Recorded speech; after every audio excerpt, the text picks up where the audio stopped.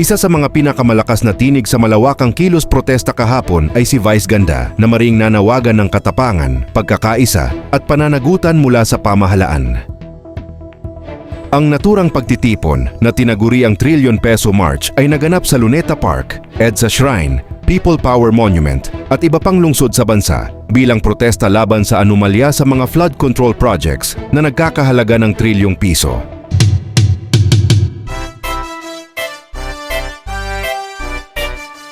Sa kanyang talumpati, sinabi ni Vice Ganda na hindi na dapat matakot ang mga Pilipino sa gobyerno. Sabi niya, dati tayo ang takot sa gobyerno. Ngayon, panahon na para ang gobyerno ang matakot sa atin sa nagkakaisang taumbayan. Mariin niyang tinuligsa ang mga opisyal na sangkot sa mga kontrobersyal na proyekto at iginiit ang pangangailangan ng transparency at accountability. Kabilang sa mga hiningi niya ay ang pagsisiwalat ng SALN ng mga opisyal, pagbubukas ng mga dokumento ng pamahalaan at ang pagpapatupad ng mahigpit na reforma laban sa katiwalian. Ayon kay Vice Ganda, hindi rin biro ang pagpili ng petsa ng protesta. Ang September 21 ay anibersaryo ng deklarasyon ng martial law noong 1972 na nagsilbing paalala ng pang-aabuso sa kapangyarihan at panawagan para muling ipaglaban ang demokrasya. Hindi lamang mga artista tulad ni Ann Curtis at iba pang personalidad ang nakiisa sa protesta, kundi pati na rin mga estudyante, manggagawa, relihiyoso at iba't ibang sektor ng lipunan. Pinuri ni Vice Ganda ang lahat ng dumalo at nagpamalas ng malasakit sa bayan. Hindi ito laban ng iilan, kundi laban ng lahat. Habang nagkakaisa tayo, mas nagiging makapangyarihan ang ating tinig laban sa katiwalian. Dagdag pa niya, panoorin natin ang kabuuan ng speech ni Vice. What's up? Ang up, tubig, baha, pagnanakaw, korupsyon, yun ang mataas sa Pilipinas. What's down? Ang down, ang babang-baba, yung mga Pilipino. Kaya sa ngalan ng lahat ng mga kapwa ko artistang nasa entablado ngayon, pati na rin yung mga artistang nasa baba at nasa iba't ibang lugar na nakikisama sa amin, binabati po namin kayong lahat. Mabuhay kayo, mga kapwa namin Pilipinong nanakawan ng gobyerno. Mabuhay kayo. Yan ang pagbati natin sa isa't isa. At para sa lahat naman ng mga politiko at bahagi na ng gobyerno na nagnakaw sa atin, nagnanakaw sa atin, mga nakatingin habang may nagnanakaw sa atin, mga kasama ng mga nagnanakaw sa atin, mga alam na may nagnanakaw pero hindi nagsasalita, mga kasama ng mga nagnanakaw, mga nagtatago ng magnanakaw, isa lang ang gusto naming sabihin sa inyong lahat, patawad kay Father pero putang ina ninyo!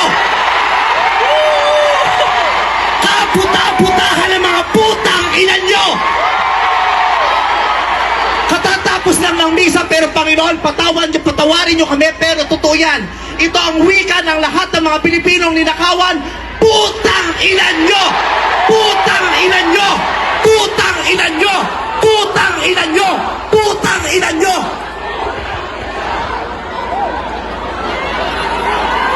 Putang ina nyo! Tapos na ang panahon ng mga mababait at ng mga resilient. Ang mga mababait, ginago. Ang mga resilient, tinarantado. Hindi nauubra sa atin yung bait-baitan, kimikimian, tahimik-tahimikan, patawad pero hindi po. Hindi ko sisimplihan, hindi ko babaitan ang mensahe ko ngayon dahil hindi naman sila mababait. Sa katunayan, mga hayop sila. So bakit natin babaitan ang mensahe natin? Hindi natin kakalmahan ang mga salita at kilos natin dahil deserve nila ang galit, ang pikon at poot ng mga nanakawang Pilipino. Hindi tayo pwedeng kumalma. Hindi pwedeng iiyak lang. Hindi pwedeng magtitiis lang, hindi tayo kakalma. Hindi ko kayang maging magalang sa kanila dahil mga bastos sila. Mga salaula sila at mga baboy sila. Hindi natin kayang maging mabait sa kanila dahil mga walang ya sila. Hindi pwede. Hindi pwede yung mabait ka lang, mabuting asal ka. Hindi uubra sa kanila ang mabuting asal at mabait lang kasi nga mga demonyo sila. Kaya tama yan. Sumigaw lahat ng galit! Lahat ng galit na galit! Ang hindi matatapos ang galit bukas! Ang iparirinig ang galit hanggang hindi makulong ang mga putang inang magnanakaw! Hindi tayong pwede magalit lang ngayon. Kailangan hanggang bukas, kailangan sa susunod na linggo, kailangan sa susunod na buwan, hanggang umabot ng ilang taon hanggat hindi sila nauubos. Walang mawawala sa atin kasi ubos na tayo. Kaya ang gagawin natin ngayon ay babawi na tayo. Ikulong ang mga magnanakaw. Para sa akin, hindi nga sapat ang kulong. Dapat patayin ang mga korap na magnanakaw. Ibalik ang death penalty para sa mga korap. Para patayin ang mga magnanakaw, ikulong pati pamilya nila.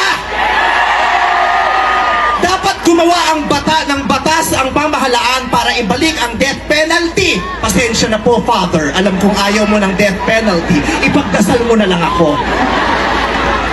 Ibalik ang death penalty para sa magnanakaw dahil ang magnanakaw ang corrupt na public official.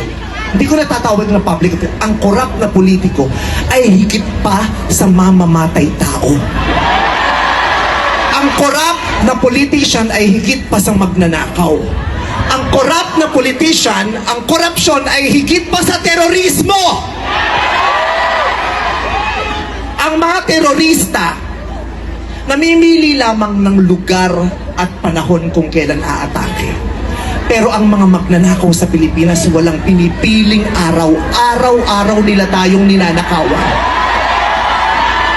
At ang inaatake ng mga terorista, yung mga iba ang pananampalataya, iba ang paniniwala, ibang lahi. Pero ang mga korap, kapwa Pilipinong kalahi ang ninakawan. Kaya hindi tayo pwedeng sumuko lang ng ganito. Kaya hinahamon ka namin, Pangulong Bongbong Marcos, kung gusto mong magkaroon ng magandang legasiya, ang pangalan mo, ipakulong mo lahat ng magnanakaw. Nakatingin kami sa iyo, Pangulong Bongbong Marcos. At inaasahan ka namin, hindi dahil sa idol ka namin, kundi dahil sinuswelduhan ka namin at inaasahan namin na tutuparin mo ang inuutos naming mga employer mo. Kami ang nagpapasahod sa inyo.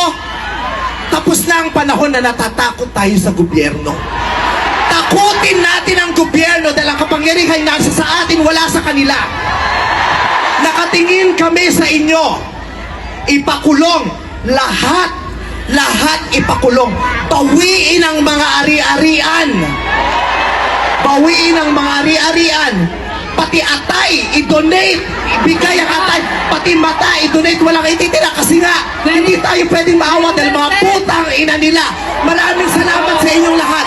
Sasamahan namin kayo hanggang mamaya. Isa pa, putang ina nyo!